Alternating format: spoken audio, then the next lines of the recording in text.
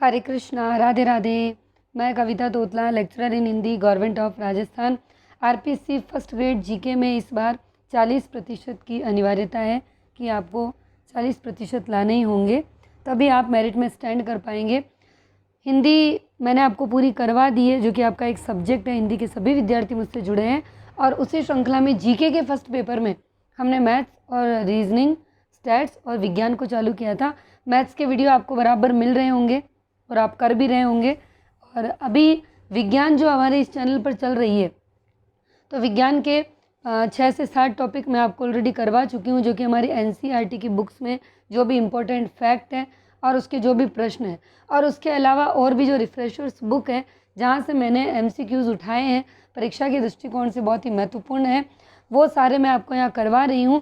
जिसमें मैंने परमाणु, अणु और आपका कार्य, ऊर्जा, बल और गति और भी बहुत सारे टॉपिक्स मैं करवा चुकी हूँ। यदि पहली बार आप मुझे सुन रहे हैं तो मेरे चैनल को सब्सक्राइब करें, बेल आइकन को प्रेस करें, और साथ ही साथ ये सारा जितना भी यहाँ पढ़ाया जाता है मेरे द्वारा, ये सब मैं पीडीएफ के रूप में टेलीग्राम चैनल पर पोस्ट करती हूँ, जिससे कि आपको सारा मैटर एक जगह मिल सके, आपको परेशान ना होना पड़े। और बहुत सारे विद्यार्थी उस टेलीग्राम चैनल से जुड़े हैं और उन्होंने इसकी प्रिंट आउट निकाली है, या फिर जैसा उचित लगे कि लिखना है तो लिख भी रहे हैं। मेरे टेलीग्राम चैनल का नाम है हिंदी के रंग, कविता तोतला के संग।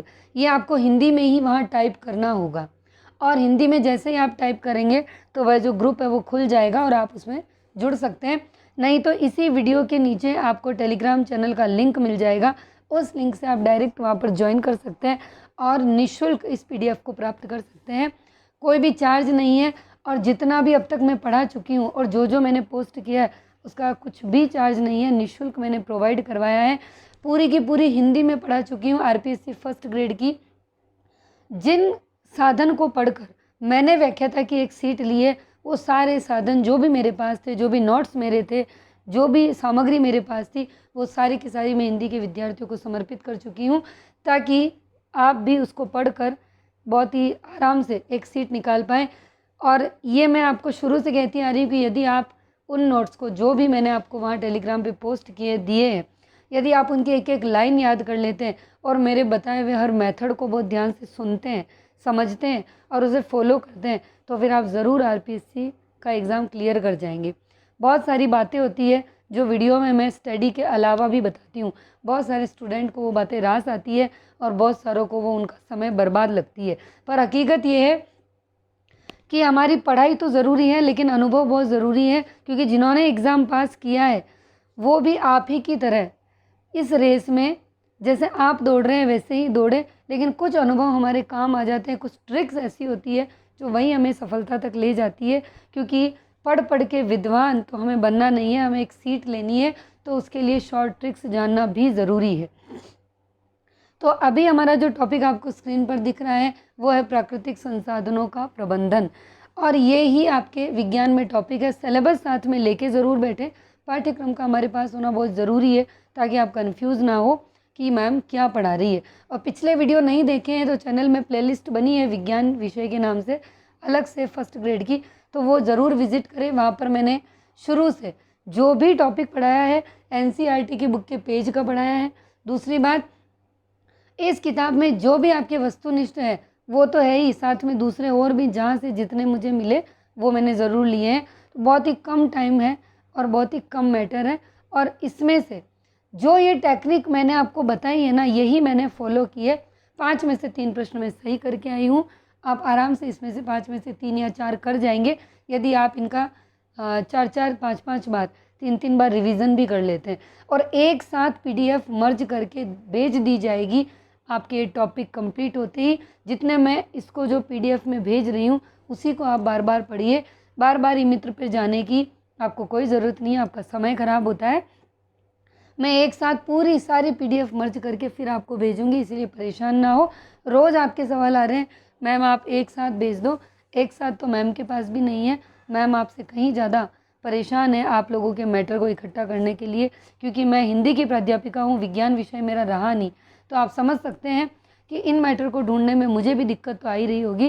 तो जिस दिन सारे ये मैटर कंप्लीट, ये सारे टॉपिक कंप्लीट हो जाएंगे, बिना कहे आपको पीडीएफ टेलीग्राम चैनल पर मिल जाएगी, तब जाके आप उसकी एक साथ प्रिंट आउट निकलवा लीजिएगा। उसके जब तक यानी उसके मैं कहना चाहती हूँ कि तब तक आप उसमें जो पीडीएफ फॉर्म में मैं भेज रही हूँ उसी से रिवीजन करें और मस्त रहिए। और मैथ्स के वीडियो आपको लहरा मैथ्स एंड रीजनिंग क्लासेस पर मिल जाएंगे। मैं फिर से नाम बोल रही हूँ, मैथ्स की वीडियो जो कि बहुत ही शॉर्ट एंड स्मार्ट ट्रिक्स है, आप एग्ज़ाम में बिल्कुल कर जाएंगे। हिंदी के विद्यार्थी गणित बिल्कुल नहीं आती, लेकिन वो ट्रिक्स ऐसी बता रहे हैं सर कि आप उसे आराम से कर जाएंगे। चैनल का नाम है लहरा मैथ्स एंड रीजनिंग क्लासेस, तो आप उसे सब्सक्राइब कर लीजिए कि ताकि आपको नोटिफिकेशन मिलता रहे। ठीक है, अब आगे देखिए, मैंने टॉपिक का नाम आपको बता दिया, प्राकृतिक संसाधनों का संपोषित प्रबंधन।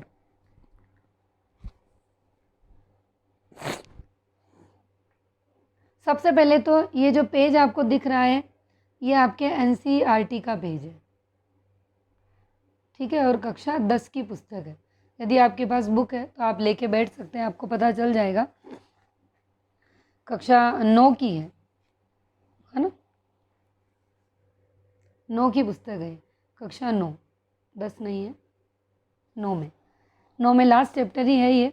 तो सबसे पहले तो हम एनसीईआरटी की बुक का जो इम्पोर्टेंट फैक्ट है प्राकृतिक संसाधन से संबंधित वो समझ लेते हैं।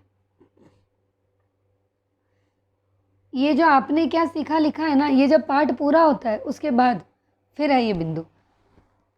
हमारे संसाधनों जैसे वन, वन्य जीवन, कोयला एवं पेट्रोलियम का उपयोग संशोधित रूप से करने की क्या है, आवश्यकता है। संपोषित रूप से, है ना, इनका संपोषण करना है। कम उपयोग, पुनः उपयोग एवं पुनः चक्रण की नीति अपनाकर हम पर्यावरण पर पड़ने वाले दबाव को क्या कर सकते हैं, कम कर सकते हैं। वन संपदा का प्रबंधन सभी पक्षों के हितों को ध्यान में रखकर ही हमें करना चाहिए। अगला पॉइंट है, जल संसाधनों के संग्रहण हेतु बांध बनाने में सामाजिक, आर्थिक व पर्यावरणीय समस्याएं आती है। बड़े बांधों का विकल्प उपलब्ध है। यह स्थान क्षेत्र विशिष्ट है तथा इसका विकास किया जा सकता है, जिससे स्थानीय लोगों को उनके क्षेत्रों के संसाधनों का नियंत्रण सौंपा जा सके। अगला, जीवाश्म ईंधन जैसे कि कोयला, पेट्रोलियम अंततः समाप्त हो जाएंगे। इनकी मात्रा क्या है, सीमित है, और इनके दहन से पर्यावरण प्रदूषित होता है। अतः हमें इन संसाधनों के विवेकपूर्ण उपयोग की क्या है, आवश्यकता है।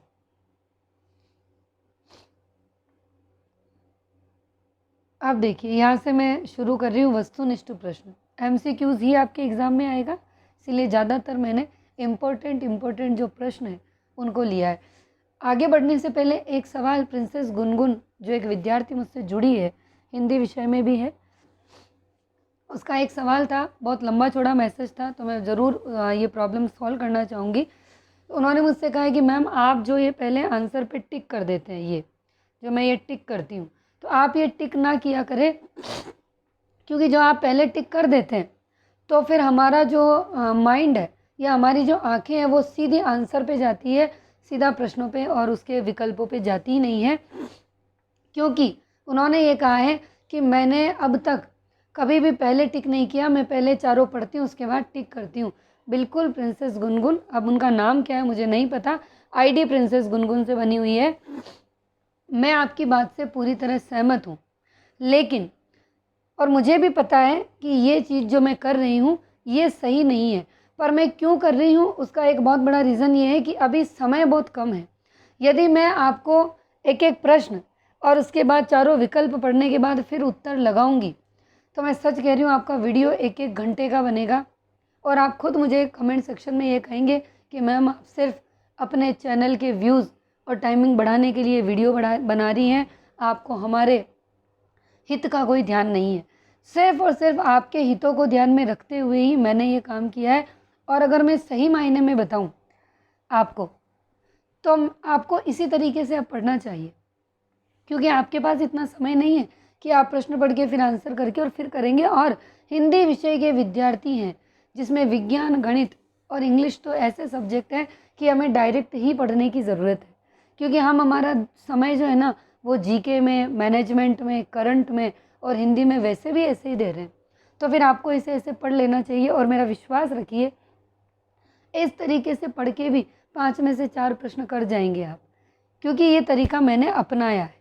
और मैं भी आप ही की तरह एक विद्यार्थी अभ्यर्थी रही उस वक्त, तब मैं भी वैसे ही पढ़ती थी जैसे प्रिंसेस गुनगुन आपने कहा है। लेकिन ये सब्जेक्ट ऐसे हैं जो हिंदी के विद्यार्थियों के लिए इतने ईजी नहीं है, अक्सर हम इन्हें छोड़ने का मन करता है। ये 40% ज़रूरी है, इसीलिए हमने हाथ में लिए, बाकी मैंने तो हाथ में भी नहीं लिए थे, क्योंकि उस वक्त तो 40% ज़रूरी था ही नहीं। तो आप यकीन मानिए, आप ऐसे ही पढ़िए, ज़्यादा बेटर है, क्विक रिवीजन होगा, फास्ट होगा। आप 4-4 बार इनको पढ़िए, और एग्ज़ाम के 4 दिन 5 दिन पहले जब आप पढ़ेंगे ना, तो आप मुझे याद करेंगे, मुझे शुक्रिया करेंगे, अच्छा रहा हमारी मैम ने पहले ही टिक कर दिया, हमारा समय ख़राब नहीं हुआ। ज़रूर याद करेंगे आप मुझे। अब बढ़ते हैं हमारे प्रश्नों की ओर। पहला प्रश्न है, इंदिरा गांधी नहर से किस राज्य के बड़े क्षेत्र को हरा भरा बनाने में सहायता मिली है? तो इसका आंसर होगा राजस्थान। दूसरा है, जल संग्रह की कुल तकनीक प्रचलन में है। कुल, ये कुल है, आधा ल है।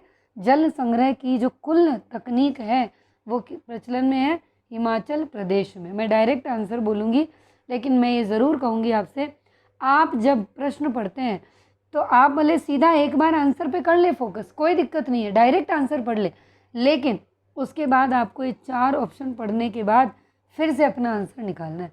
यानी हर एक प्रश्न को आप 2 बार कर सकते हैं। आगे देखिए, अमृता देवी बिश्नोई राष्ट्रीय पुरस्कार प्रदान किया जाता है, किसमें प्रदान किया जाता है? तो जीव संरक्षण हेतु अमृता देवी बिश्नोई पुरस्कार, बिश्नोई राष्ट्रीय पुरस्कार जीवों के संरक्षण हेतु। वनों के दावेदार है, यानी स्टैक होल्डर है। तो वनों के दावेदार है, वन विभाग भी है, स्थानीय व्यक्ति है, उद्योगपति व प्रकृति प्रेमी संस्थाएं हैं, यानी कि ये सभी है। पांचवा, 1970 के प्रारंभिक दशक में जो चिपको आंदोलन है वह कहाँ आरंभ हुआ? गढ़वाल। कहाँ आरंभ हुआ? गढ़वाल में। टिहरी बांध का निर्माण किस नदी पर हुआ? गंगा नदी पर। सातवां है, भौम जल संरक्षण के लाभ है, तो इसका आंसर होगा सभी, और सभी क्या है हम देख लेते हैं। यह वाष्प बनकर नहीं उड़ता है, यह निकटवर्ती वनस्पतियों को निरंतर नमी प्रदान करता है, समीपवर्ती भूमिगत जल स्रोतों के जल स्तर को बढ़ाता है, यानी सभी लाभ हैं इसके। आठवां, जल संग्रहण की खादिन तकनीक का प्रयोग कहाँ किया जाता है? राजस्थान। ठीक है। नौवां, प्राकृतिक स्रोतों के संरक्षण हेतु 3R तकनीक का तात्पर्य क्या है? इसका होगा आंसर ए। क्या होगा 3R का मतलब? कम उपयोग, पुनः चक्रमण तथा पुनः उपयोग, ये इसका आंसर होगा। 10वां, उत्तराखंड में स्थित प्रमुख राष्ट्रीय उद्यान कौन सा है? तो उत्तराखंड में स्थित प्रमुख राष्ट्रीय उद्यान है कॉर्बेट राष्ट्रीय उद्यान। ठीक है ना। एक जिम कॉर्बेट अलग है, ध्यान रखना, एक कॉर्बेट है। अब हम रिक्त स्थानों की पूर्ति देख लेते हैं। वन जो है डैश के विशिष्ट स्थल है, किसके? वन जैव विविधता के विशिष्ट स्थल है। दूसरा, भारत में वर्षा मुख्यतः डैश पर निर्भर करती है, तो भारत में वर्षा जो है वो मुख्यतः किस पर निर्भर करती है? मानसून पर। तीसरा है, कोयला एवं पेट्रोल लाखों वर्ष पूर्व जीवों की जैव मात्रा के अपघटन से प्राप्त होते हैं, तो ये डैश में आ जाएगा, एक तो कोयला और एक पेट्रोल, मैंने सीधा ही पढ़ दिया। यानी कि लाखों वर्ष पूर्व जीवों की जैव मात्रा के अपघटन से क्या प्राप्त होते हैं? कोयला और पेट्रोल प्राप्त होते हैं। चौथा, डैश का अर्थ है वर्षा के पानी को इकट्ठा करना, किसका अर्थ? जल संग्रहण का अर्थ है वर्षा के पानी को इकट्ठा करना, वह इसे आगे यहाँ है, वह इसे उपयोग में लाना। पांचवा, विश्व पर्यावरण दिवस को मनाया जाता है। कब मनाया जाता है विश्व पर्यावरण दिवस? 5 जून को मनाया जाता है। छठा, डैश इसीलिए प्रारंभ की गई क्योंकि गंगा के जल की गुणवत्ता बहुत कम हो गई थी।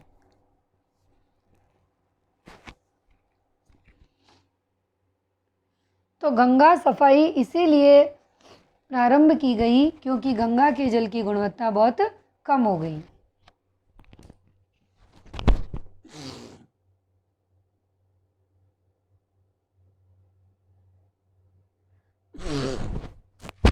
अगला है 7वां, खनन से डैश फैलता है। क्या फैलता है? प्रदूषण। 8वां है किसी वस्तु का बार बार उपयोग क्या कहलाता है? पुनः। ये देख लेते हैं ये आंसर, पुनः उपयोग। सॉरी, ये मेरे को जगह नहीं थी तो मैंने यहाँ डॉट लगाया जिसकी जगह लाइन खिंच गई तो मैं भी कंफ्यूज हो गई। ये देखिए, ये 7वां है, इसका आंसर ये रहा। ठीक है, किसी वस्तु का बार बार उपयोग ये पुनः उपयोग कहलाएगा। क्या कहलाएगा? पुनः उपयोग। अंतिम प्रश्न है इसका रिक्त स्थान की पूर्ति का। सारी वस्तुएं जिनका हम उपयोग करते हैं वह हमें कहाँ से प्राप्त होती है? प्राकृतिक संसाधनों से प्राप्त होती है। ये उत्तरमाला है, यहाँ से आप इसे मिलान कर सकते हैं फिर से। अब देखिए कुछ और प्रश्न है।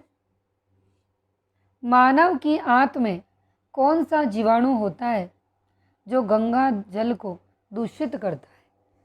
कॉलीफोर। कौन सा होता है? कॉलीफोर।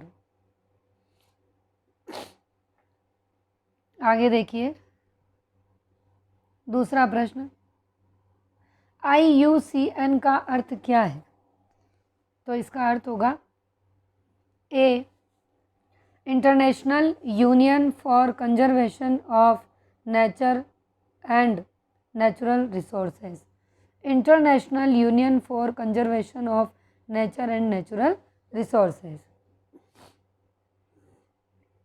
पर्यावरण को बचाने के लिए किसका उपयोग किया जाता है? 3R का। प्राकृतिक संसाधनों से क्या प्राप्त होता है? भोजन भी होता है, सीमेंट भी होता है, पत्थर भी होता है, सभी होते हैं। आंसर होगा सभी। 5वां, संसाधन प्रबंधन का अर्थ है कि उनका उपयोग सभी वर्गों में समान रूप से हो। 6, 1970 के गढ़वाल में रैनी नामक गांव में पेड़ों को बचाने के लिए कौन सा आंदोलन चलाया गया? तो बी आंसर सही होगा, चिपको आंदोलन। 7वां तो वैसे भी कॉमन है, जो जीके में भी अक्सर पूछ लिया जाता है, सभी को आता होगा। किस वर्ष खेजड़ली गांव में 363 लोगों ने खेजड़ी वृक्षों को बचाने हेतु अपने जीवन का बलिदान दिया था? 1713 में। और आप मुझे कमेंट बॉक्स में ये बताएंगे कि यह जो बलिदान है ना, किसके नेतृत्व में चला था? कौन था वहाँ पर जिसके नेतृत्व में हुआ था? सभी को आता है, जीके में भी कितनी बार ये पूछा जा चुका है। और हाँ, आगे बढ़ने से पहले एक चीज़, वीडियो अगर अच्छा लग रहा है तो लाइक कर दें। आप भूल गए होंगे लाइक करना क्योंकि पढ़ने में मशगूल हो। और कमेंट सेक्शन में ज़रूर बताएं कितना आपको समझ आ रहा है, विज्ञान अब कैसी लग रही है, आगे से आगे और आपको टॉपिक्स की ज़रूरत है या फिर आपको समझ नहीं आ रहा है तो फिर हम आगे नहीं पढ़ें। अब देखिए, भारत में जल संग्रहण की पुरानी पद्धति कौन सी है? खादिन और कुल, बंधारस एवं ताल, आहार और पाइन। तो ये सभी पद्धतियां हैं, सारा होगा। ठीक है, जल संग्रहण है। अब जल संग्रहण क्या है? तो जल संग्रहण है वर्षा जल का संग्रहण। चिपको आंदोलन प्रारंभ कब हुआ? 1970 में। गंगा कार्य योजना कब प्रारंभ हुई? 1985 में। सरदार सरोवर बांध किस नदी पर निर्मित है? नर्मदा नदी पर। अब रिक्त स्थानों की पूर्ति है वो हम देख लेते हैं। इसमें आंसर मैंने लिखे नहीं है, ये रही उत्तरमाला यहाँ पर। ठीक है, सफेदी करने के 2-3 दिन बाद डैश की परत का निर्माण होता है। तो सफेदी करने के 2-3 दिन बाद पहले का आंसर होगा कैल्शियम कार्बोनेट, का निर्माण होता है। दूसरा है श्वसन एक डैश रासायनिक अभिक्रिया है। तो श्वसन जो है वो कौन सी है? ऊष्माक्षेपी। दूसरे का आंसर होगा ऊष्माक्षेपी रासायनिक अभिक्रिया है। तीसरा, लोहे की वस्तुओं पर जंग उनकी खुली सतह पर डैश एवं डैश के कारण लगती है। तो आंसर है तीसरे का ऑक्सीजन और नमी। लोहे की वस्तुओं पर जो जंग है उनकी खुली सतह पर पहला होगा ऑक्सीजन एवं नमी के कारण लगती है। ठीक है। चौथा, तेल एवं वसा युक्त खाद्य पदार्थों के अपचयन से बचाव हेतु हम इनमें डैश प्रवाहित कर देते हैं। क्या प्रवाहित करते हैं? नाइट्रोजन।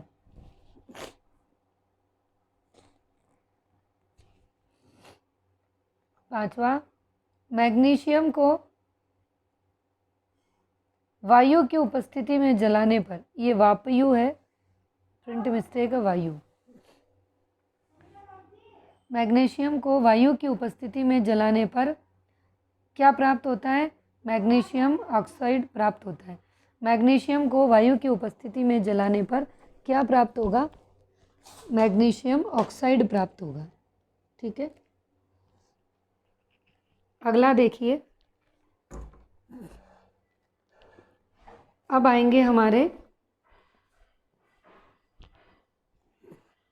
सुमेलन संबंधी प्रश्न। अब इनको मैच करना है हमको। ठीक है, तो अब इनको मैच करेंगे। इनके आंसर भी यही दिए हुए हैं इस जगह। सीधा मैं आंसर बताऊंगी।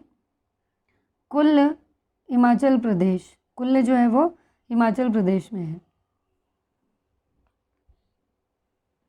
दूसरा है चिपको आंदोलन, तो चिपको आंदोलन जो है वो छठा होगा, ये कहाँ हुआ था? उत्तराखंड में हुआ था। तीसरा है तालाब, तालाब होगा उत्तर प्रदेश। चौथा है तप्त स्थल, तप्त स्थल में होगा वन में। पांचवा है गंगा सफाई योजना, तो गंगा सफाई योजना 1985। छठा है वन आधारित, वन पर आधारित, इसका होगा कागज उद्योग। कागज उद्योग किस पर आधारित है? वन पर। अब देखिए, ये भी मैच द फॉलोइंग है जो हमें मैच करना है। ए में तो है सिंचाई प्रणाली और बी में है राज्य। तो पहला है खादिन, खादिन होगा राजस्थान में। दूसरा है हमारा ताल, ताल है ये महाराष्ट्र में, ये सिंचाई प्रणाली है महाराष्ट्र की। तीसरा है कुल्ल, कुल्ल होगा हिमाचल प्रदेश में, हिमाचल प्रदेश में कुल्ल एक सिंचाई प्रणाली का नाम है। चौथा है एरिस, एरिस जो है वो तमिलनाडु में, ये तमिलनाडु में होती है। पाइन, पाइन बिहार में। और सुरंगम, सुरंगम होती है केरल में। कुछ और प्रश्न है। पहला है कॉलीफॉर्म जीवाणु पाया जाता है, किसमें पाया जाता है? मानव के हाथ में, हमने देखा था, जो कि गंगा को दूषित करता है। अगला है 1731 में जोधपुर के खेजड़ी गांव में खेजड़ी वृक्षों को बचाने हेतु कितने लोगों ने बलिदान दिया? 363। ये क्वेश्चन जो है वो रिपीट हो रहे हैं, तो आपकी प्रैक्टिस हो जाएगी। और मैंने इससे पूछा भी था किसके नेतृत्व में ये बलिदान हुआ था, वो आप मुझे यूट्यूब के कमेंट बॉक्स में बताएंगे। अगला है चिपको आंदोलन की शुरुआत कहाँ से होती है? टिहरी गढ़वाल क्षेत्र से। राजस्थान राज्य के खेजड़ी गांव में खेजड़ी वृक्ष को बचाने में किस महिला द्वारा बलिदान दिया गया? अमृता देवी विश्नोई। ये आंसर यही हो गया। उससे पहले अगर बता दिया हो तो बहुत अच्छी बात है। हिमाचल प्रदेश की प्राचीन जल परिवहन संरचनाएं अथवा प्रणाली है कुल्ल। तावा बांध बना था 1970 में। अगला है किस नदी पर टिहरी बांध है? गंगा पर। प्राकृतिक संसाधनों का कैसा उपयोग होना चाहिए? विवेकपूर्ण। संसाधनों के अविवेकपूर्ण दोहन से क्या होगा? ये खत्म हो जाएंगे। हम संसाधन का प्रबंधन करते हैं क्योंकि इन्हें लंबे समय तक उपयोग में लाया जा सके। संसाधन सीमित हैं, बढ़ती जनसंख्या को संसाधन उपलब्ध करवाए जा सके। तो ये होगा उपयुक्त सभी। प्राकृतिक संरक्षण के प्रमुख उद्देश्यों में से एक क्या है? वंशागत जैव विविधता संरक्षण। गंगा सफाई योजना कब प्रारंभ हुई? 1985 में। पानी में कॉलीफॉर्म जीवाणु की उपस्थिति क्या दर्शाती है? आंसर होगा ब और से। पहला तो ये कि पानी पीने योग्य नहीं, दूसरा पानी संदूषित है। जैव विविधता के विशिष्ट स्थल कौन से हैं? तो वन है। भौम जल क्या है? ये होगा कि भू सतह के नीचे चट्टानों और मिट्टी के रंध्रों में पाया जाने वाला जल भौम जल कहलाता है। कोयला और पेट्रोलियम में क्या उपस्थित होता है? कार्बन भी होता है, हाइड्रोजन, नाइट्रोजन होता है, सल्फर सभी होता है। जल संग्रह की पुरानी व्यवस्था कौन सी है? खादिन, बंदारस और बांदिस सभी है। जल संभर प्रबंधन से क्या लाभ है? इससे भू जल स्तर बढ़ जाता है, ये लाभ है। राजस्थान में जल संरक्षण की पुरानी संकल्पना कौन सी है? खादिन। प्राकृतिक जल मार्गों पर कंक्रीट और छोटे पत्थरों से बने अवरोध को क्या कहेंगे? Check dam. क्या कहेंगे इनको? Check dam. ये आपका प्राकृतिक संसाधनों का प्रबंधन टॉपिक कंप्लीट है। एक एक करके हम सारे टॉपिक करते जा रहे हैं और उनसे संबंधित जितने भी वस्तुनिष्ठ प्रश्नोत्तर का संकलन मैं जहाँ से भी कर पाई हूँ वो सब मैंने लिया है। और आगे इससे नया टॉपिक हम पढ़ेंगे नए वीडियो में, और इसे आप टेलीग्राम चैनल से प्राप्त कर लें। अभी इनसे आप पढ़ लें और जब एक साथ PDF मर्ज हो जाए तब निकाल लेना, या लिख रहे हो तो अच्छी बात है, जैसा भी आपको उचित लगे। नए टॉपिक में नए वीडियो के साथ हम फिर से मिलेंगे। हरे कृष्णा, राधे राधे।